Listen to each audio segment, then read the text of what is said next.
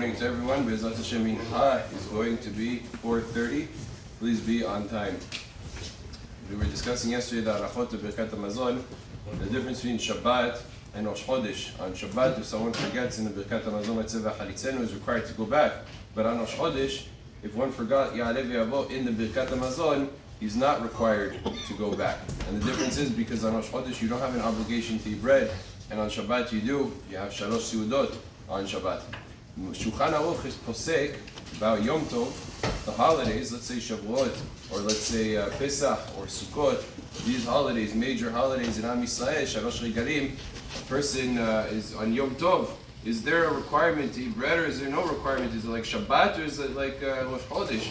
So Shulchan Aruch is posek that if a person forgot to say Ya'aleh V'yavo on any of the holidays, messed up, he didn't say Ya'aleh V'yavo in the Birkat Hamazon, he's required to go back and repeat the Birkat Hamazon.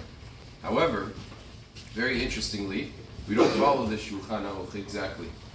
The reason is because there's a disagreement amongst the Rishonim. Some Rishonim hold that although the Shulchan Aruch takes the position that you're required to have bread on Yom Tov, there are Rishonim that say only Shabbat has such a criteria, and on Yom Tov there is no requirement to have bread like Shabbat. And since there's a disagreement, although we hold the halacha, interestingly, we hold that you are required to eat bread, but when it comes to the question of Safek Barachot, to repeat Birkat Hamazon, it requires certainty. You can't say out of doubt, go repeat Birkat Hamazon. You have to be certain. The rule is Safek Barachot Le'aked.